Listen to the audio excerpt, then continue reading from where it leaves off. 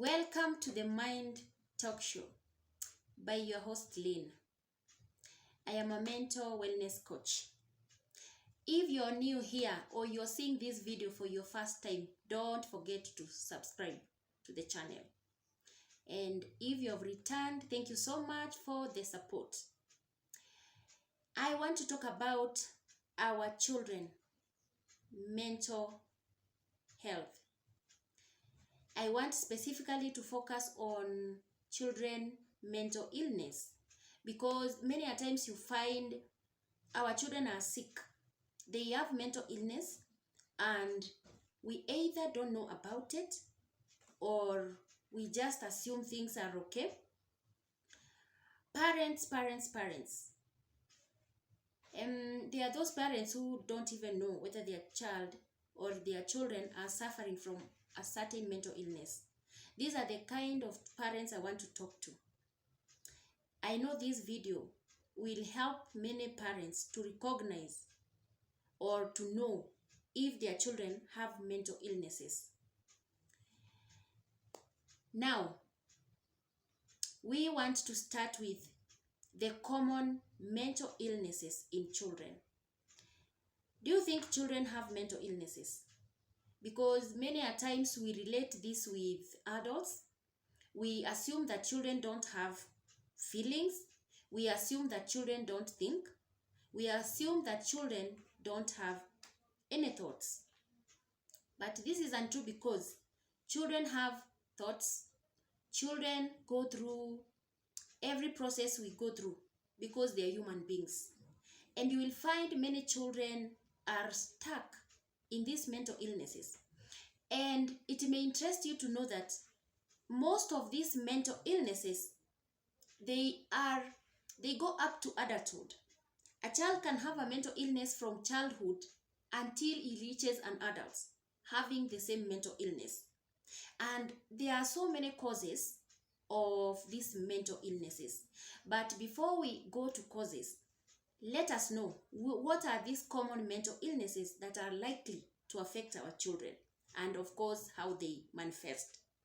Number one, anxiety disorder. Children also go through anxiety. They have panic attacks, and children with anxiety disorder respond to certain things or situations with fear and of course nervousness. Nervousness can bring about a lot of sweating in these children. They can also bring about, that heart rate to go high. If you see your child having this kind of symptoms, just know that they might be going through anxiety. There are children who cannot talk for themselves. They cannot tell you, Mommy, I'm feeling this way, or Daddy, I'm feeling this way. But I'm teaching you this so that when you see these kind of things, you are talking to a child and they are sweating. You are talking to a child and their heart rate, their heartbeat is so high. You will notice something. You are talking to a child and they are nervous.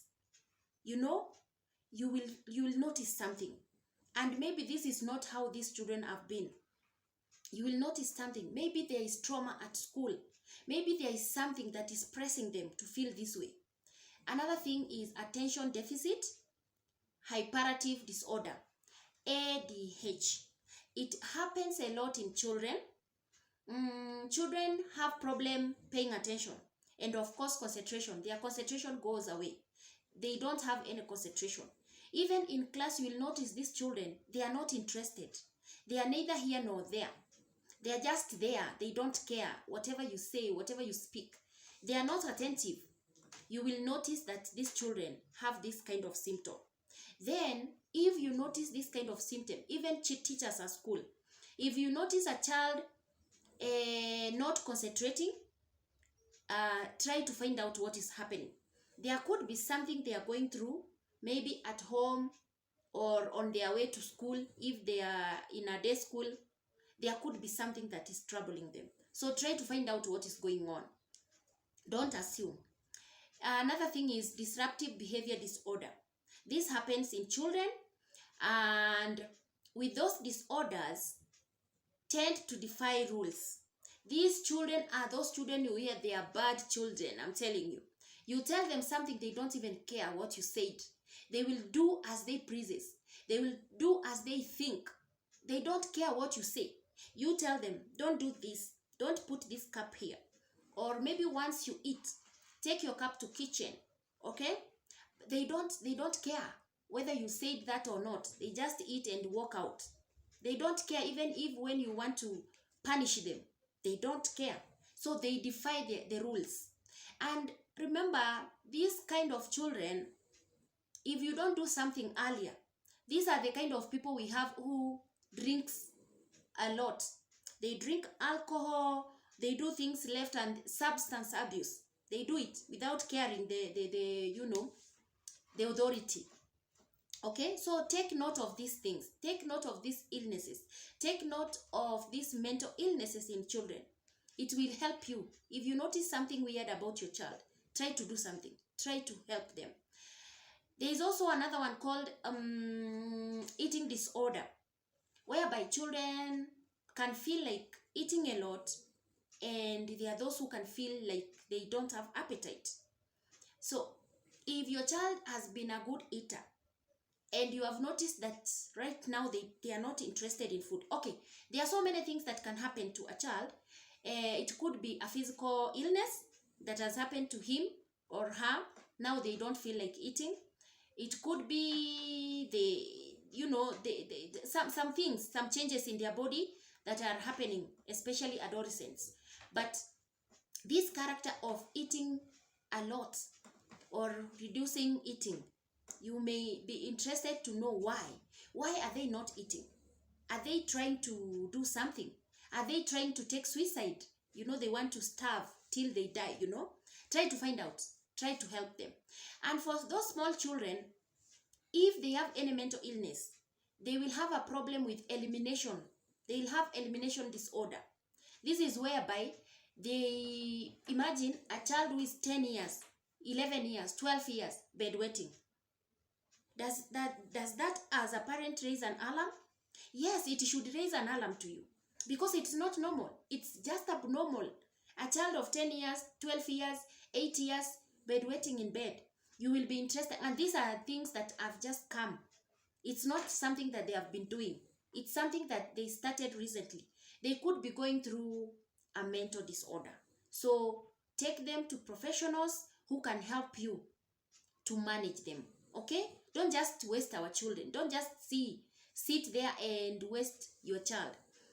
Now, children disorder is something very common, by the way. And I've told you they can have it without you knowing. It is something that can be going on and you don't know about it. So the earlier you notice the symptoms, the better. Now, I want to tell you symptoms. Symptom number 1 of mental illnesses in children is inability to cope with daily problems and activities. This was a charming child, a playful child. But now they sit at a corner. They don't want to talk to anybody. They don't want to see anybody. They don't want to interact with anybody. You will notice something has happened to this child. Take note of that. Change of sleeping and eating patterns.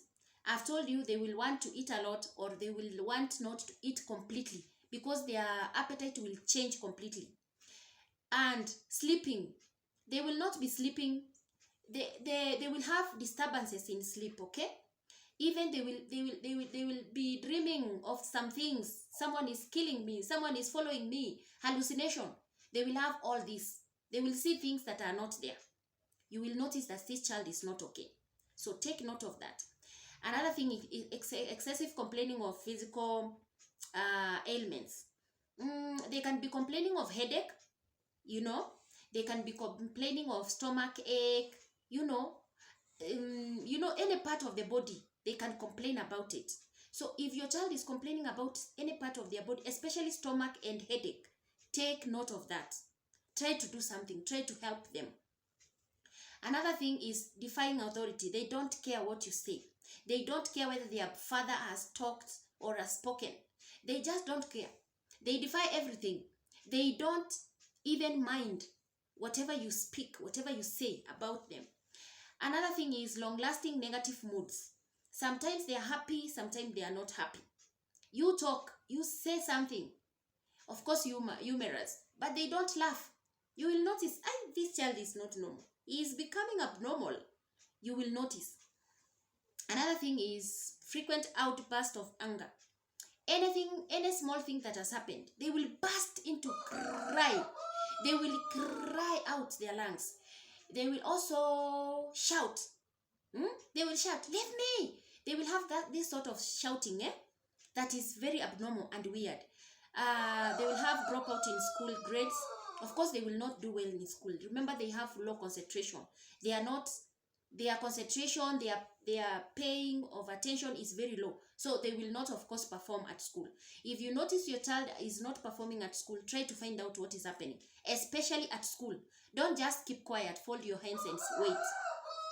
Another thing is persistent nightmare. I've talked about nightmares, they have those night terrors. They see things that are not there. And excessive worrying. They'll have a lot of worry. Like every other time they have that anxiety. Now, there are so many things that causes mental illnesses in children. And one of it is hereditary. They can inherit these genes from their parents. Or, if their grandfathers had this, it can be passed to the next generation. So, if you know your lineage have these mental illnesses, you can do something about it. You will try to find out what is happening to your child, okay? If you see any weird thing in your child. Another thing is biological.